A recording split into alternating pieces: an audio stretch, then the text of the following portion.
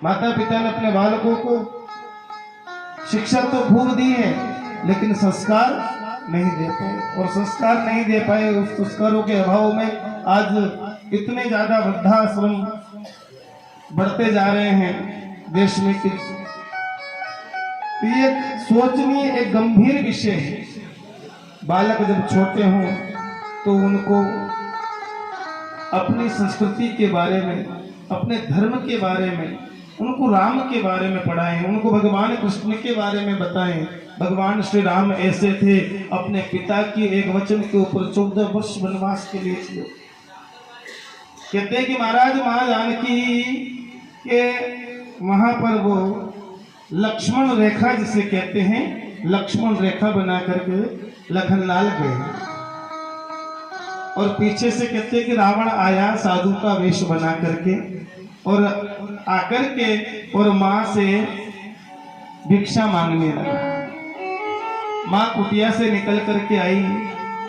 कहते हैं कि पहले तो रावण ने प्रयास किया कुटिया में जाने का, लेकिन वो लक्ष्मण रेखा जो थी ना उसको पार नहीं कर पाया। मर्यादा की रेखा थी ना।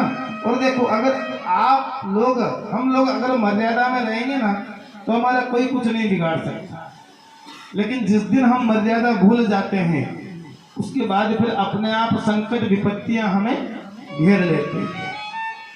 इसलिए मर्यादा जीवन में होना बहुत जरूरी है। जीवन में कुछ अनुशासन का होना जरूरी है। कहते हैं कि महाराज माँ सीता आई भिक्षा लेकर के, और रावण जो साधु के वेश में है उसको भिक्षा देने के लिए माँ ने आगे हाथ बढ़ाया। तो कहते हैं कि जहां पर भगवान राघवेंद्र सरकार जिस शिला के ऊपर बैठते थे वहां जाकर के बैठ गए। माते हम बहुत दूर से आए हैं, अगर आपको भिक्षा देनी हो तो यहीं ला करके दो, हम वहां नहीं आए, हमारे कुछ नियम हैं।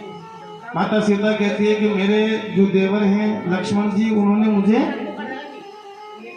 बाहर जाने के लिए मना किया है, और मेरे न तो राम जी यहाँ पर हैं ना लक्ष्मण जी मेरे देवर जी हैं, इसलिए मैं आपको महाराज वहां आकर के भिक्षा नहीं दे सकती हूँ, आप यहीं से ले लीजिए। रावण कहता है कि मुझे सब पता है कि तुम्हारे पति और देवर कहाँ गए हैं, तुम्हारे कहने पर तुम्हारे पति सोने के हिरण के पीछे दौड़ रहे हैं और वो बहुत दूर पहुंच गए हैं, और अगर तुमने मुझे भिक्षा नहीं दी तो मैं श्राप दे दूंगा। कहते हैं कि माताओं का मन बड़ा कोमल होता है महाराज, बहुत जल्दी अधीर हो जाते हैं। माता सीता ने ये संदेश दिया नारी जाति को कि कोई भी निर्णय ले तो थोड़ा सा सोच समझ करके अपनी बुद्धि, अपने विवेक का उपयोग करके लेना चाहिए।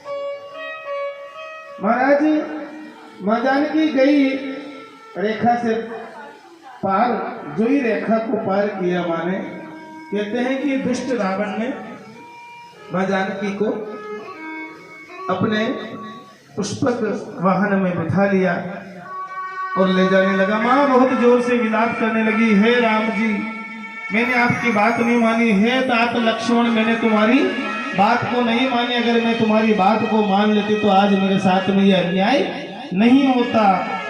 रोती बिलखती जा रही है। कहते हैं महाराज गिद्धराज जटायु की नजर पड़ी, मां को लेकर के जा रहा है कोई, दौड़े गिद्धराज जटायु। कहते हैं कि महाराज देखो, एक स्त्री के ऊपर, नारी जाति के ऊपर जब विपदा आई तो एक रामचरितमानस ये सिखाती है कि एक पक्षी ने भी अपना धर्म निभाया। वो तो एक पक्षी था, मांसाहारी पक्षी था, उसने भी जब किसी स्त्री के साथ में अत्याचार होते हुए देखा तो वो भी अपना धर्म नहीं भूला।